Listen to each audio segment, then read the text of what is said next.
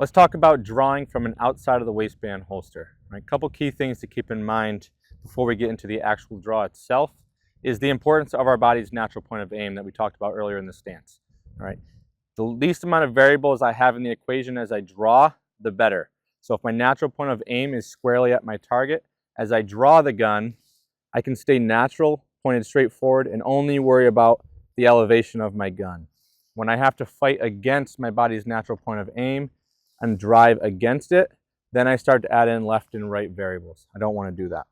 So a good natural point of aim is very important. Second, we have the positioning of our equipment, the position of our holster. Right? As you can see, I have my holster over my front pocket. It's in front of the center line of my pants. Right? It's ergonomically, or how our arms fall, the reason pockets are where they are is because this is a natural position. So I want my gun to be in a position that is easy for me to naturally grab without needing to alter the position of my shoulder. If my gun is very far back, then I have to raise my elbow and turn my shoulder to get up and get a good grip on the gun. It adds one more movement to affect my natural point of aim, which I don't want. So I have it over my front pocket. So the draw itself, I like to break into 3 different steps.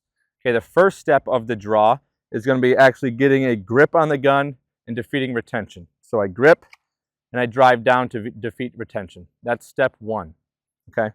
When we're doing this, I like to have an index point on the gun. So something I can do repeatedly over time to be as consistent with my draw as possible. For me, that is my pinky finger and my primary hand. I like to drive my pinky to the outside bottom of my grip of the gun. That way I know once I'm touching, I can drive straight down, high on the tang and back strap, and defeat that retention. All right, each and every time. Step 2 of the draw is to drive the gun up out of the holster and then drop the elbow and drive the muzzle forward towards the target.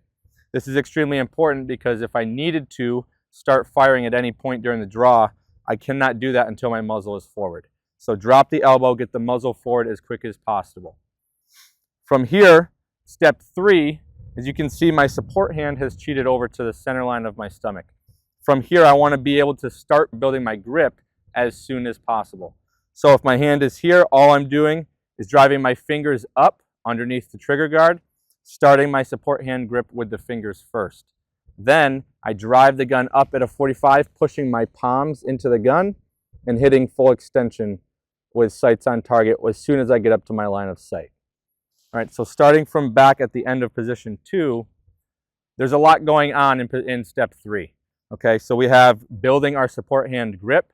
We also have driving the gun out to sight line, and we have some trigger control along the way. So from this position, once again, support hand is cheated over. I start to acquire that grip with the fingers first. Now I need to get out to my line of sight.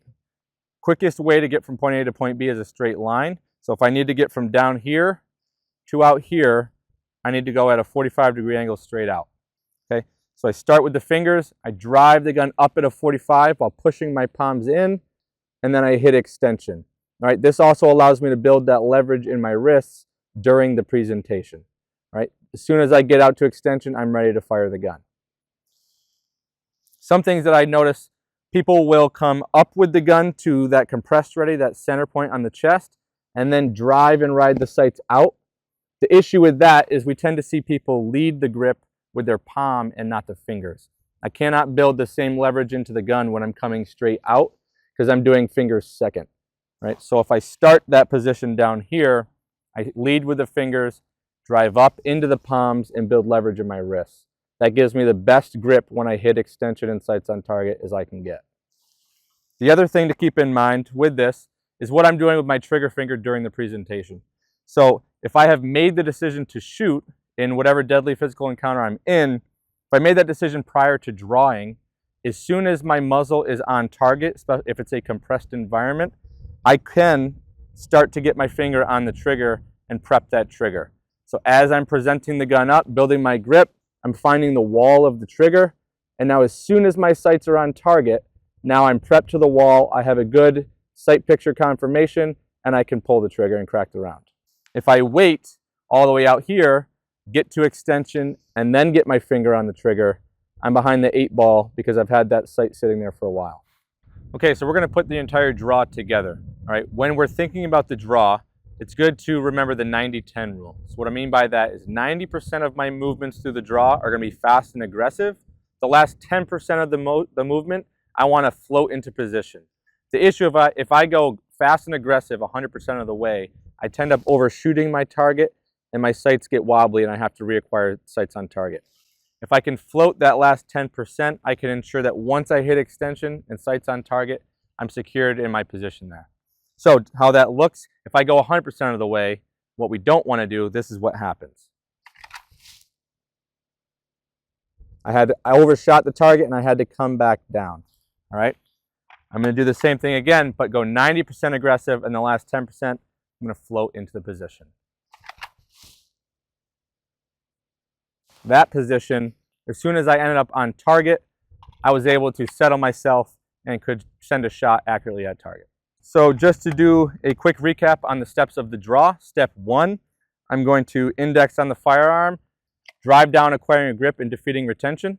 Step 2, I'm going to raise the gun out of the holster, drop my elbow and muzzle forward towards the target. Step 3, I start to acquire the grip with my support hand, up at a 45, pushing the palms, prepping the trigger, and at extension, I'm ready to fire.